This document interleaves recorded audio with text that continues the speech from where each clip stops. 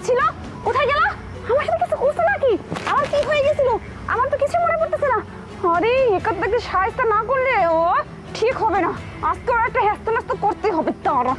Bank আরে aunty কোথায় যাচ্ছেন? ব্যাংকে যাচ্ছি। তুমি আমাদের সামনে কেন দাঁড়াইছো? ওগুলো টাকা নিয়ে এই ছেলে। ব্যাংকে কেন? এই টাকাতে হাত দিচ্ছ কেন? ব্যাংকে টাকা জমা করতে যাব। শরৎ তো আমাদের সময় হয়ে গেছে। আরে আমি থাকতে আপনারা কেন কষ্ট করবেন? আমাকে দিন না, আমি টাকাগুলো ব্যাংকে জমা করে আসি আঙ্কেল। আরে দেরি হয়ে যাচ্ছে, চলো তো। তোমার কাছে কেন টাকা দিব? আমরা তো যাচ্ছি, তাই না? দেখতে পাচ্ছ না? আমার কাছে কোনো টাকা দিবে? আর চল। ব্যাংকে যাচ্ছিস? আমি বিয়াদব? হ্যাঁ, আমাকে দেখি তোদের বিয়াদব মনে হয়?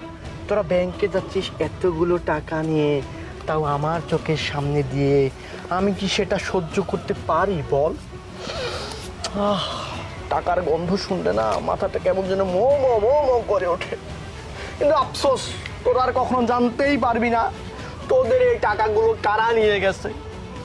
সরি শ্বশুর শাশুড়ি, তোরা ব্যাংকে যাচ্ছিস টাকাগুলো নিয়ে। আমি থাকতে তোরা কেন কষ্ট করতে যাস? আমি তো তোদের জামাই আছি। বাই, ভালো থাকিস।